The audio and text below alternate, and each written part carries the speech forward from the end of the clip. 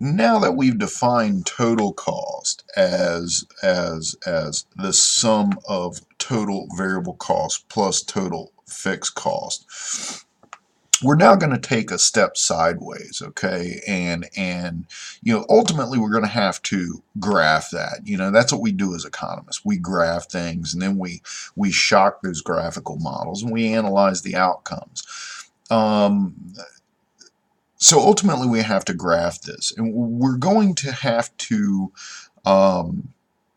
link this total cost concept to how a rational agent thinks. Okay, remember way back in we defined the way a rational agent thinks as being on the margin. Okay, doesn't think in terms of averages.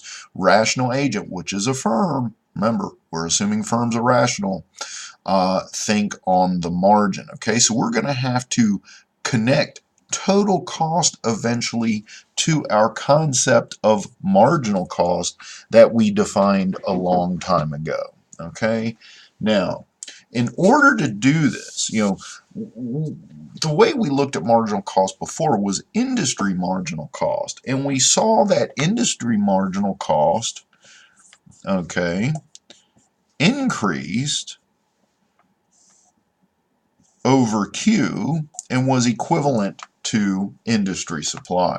Well, the dynamics in general are the same at the firm level, but they're slightly more detailed, and that's what we're going to cover now. Okay, that's what we're going to cover now. But in order to do so, we have to define a concept called marginal product of labor. Okay, and we usually denote this as MP sub L. Okay, marginal product of labor, and that is simply the change in total output with the injection of one extra unit of labor. Okay, so in other words, if I put one extra person on my manufacturing floor, how much will total output change? That is the marginal product of labor. Okay, so what does this have to do with the concept of marginal cost? Well, again, we're going to cover this more thoroughly than we did before in a more detailed fashion. If I were to graph the marginal product of labor, okay, what would that graph look like? Okay, well, again, we got to imagine an area, say a production area, okay, just like we did before. And this is an assembly area in a manufacturing process. Well, in the short run, this area is fixed. Okay, well, that begs the question: what is the short run? The short run is any length of time that I am unable to expand the size of this area. Okay, so again, if we had an instruction manual for this assembly area, it might say, look, 2 people are what's required to operate this area effectively. Okay, that would be according to the instruction manual. But if I want to increase my level of output and I'm not able to expand this area any, the only way I can do it is by adding more people. Okay, now in the long run, however, I can expand, I can add on to this area all I want, put 2 people in there, add on to it again, put 2 people in there, etc. And I never have to overfill or over capacity the area, so to speak, with additional labor if I want to increase my level of output in the long run. Okay, but in the short run, I'm not able to expand the size of that area, and so all I'm left with is having to inject more labor into that fixed area. Now, that fixed area we call a fixed factor of production. Okay, so the size of that area is a fixed factor of production. Okay, again, so if I want to increase Q in the short run, that area is then considered a fixed factor of production, and it cannot be increased. Its size, the area of that workspace, cannot be increased in the short run. So if I want to increase Q, all I can do is add labor to that fixed factor of production. But like we discussed before, as that area becomes more and more cramped with people, my overall output, my total Q, will rise, but it will rise at a decreasing rate. In other words, as I add workers to this fixed area and the area becomes more and more constrained work-wise, the productivity level of a new worker will be less than the productivity level of the worker before them. Okay? Now, if they're all getting paid $10 an hour, what does this mean? Well, this means that the cost of producing the next unit increases. Okay, and we'll get to that in just a second. But the point is, productivity levels fall as I add workers to a fixed factor of production. So as I add more L, okay, so assume this is the 2 units of labor that the instruction manual says operates that area effectively.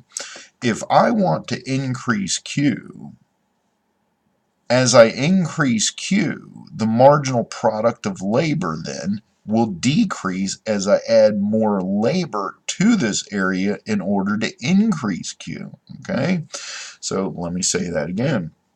If I want to increase Q in the short run and I have this fixed factor of production, all I can do is add more labor.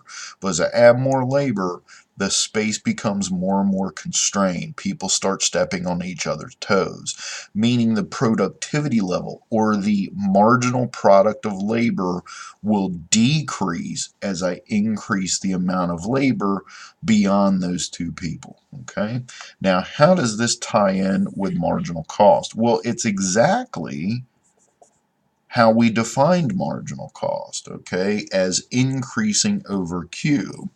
Assume that these 2 people together produce 100 units. Well, at a Q of 100 units then, as I want to increase Q, I need to add more labor. But every extra unit of labor produces less than the unit before it. In other words, their marginal product of labor is falling. Well, this must mean then that the cost of producing every extra unit is going up because they're all, say, getting paid $10 an hour. So marginal cost looks like this at the firm level, and marginal product looks like this at the firm level. And this is where we got our increasing marginal cost dynamic at the industry level.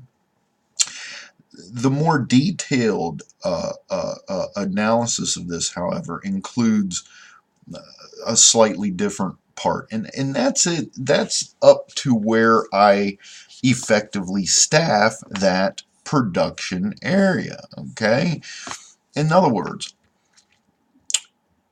can one person produce a positive level of output in that area even though it takes 2 people? Well, yeah, of course, one person can do the job of 2, but if you add a second person, you're actually going to get an increase in productivity. In other words, up until the point to where you fully staff that area with the appropriate quote-unquote number of people, you're actually going to get increasing marginal products of labor. In other words, every extra unit of labor, their productivity levels will actually rise, okay?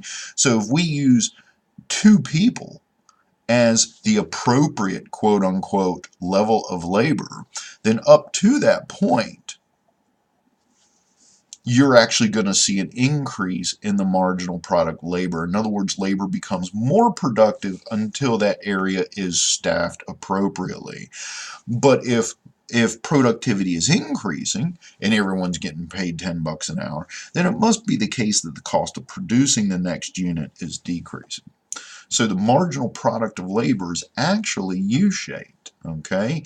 And it's a mirror image of the marginal cost is U-shaped, and it's a mirror image of the marginal product of labor. Now we have terms for this increasing and decreasing marginal product area. We actually call this area right in here, we call that increasing returns. Oh, that's a little off screen. Increasing returns, okay, or IR. In other words, as I add labor, the returns from that extra unit of labor are actually going up. Marginal product of labor is increasing.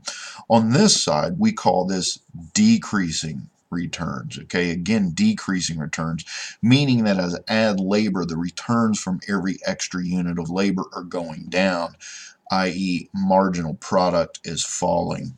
And so we denote this portion of the marginal cost curve, the part where marginal costs are decreasing, which is the place where marginal product is increasing, we call that increasing returns. And on the right hand side of that minimum of the marginal cost function, we call that decreasing returns, because that's where marginal product of labor is decreasing. So overall, the bottom line of this entire discussion is, at the firm level, okay, if I were to graph marginal cost, it would be U-shaped, and it would look something like this. Again, slightly different than what it looks like at the industry level. Now, in later videos, we'll see why industry marginal cost looks like it does, okay? But for now, we're focusing just on the firm, and at the firm level, this is what marginal cost looks like.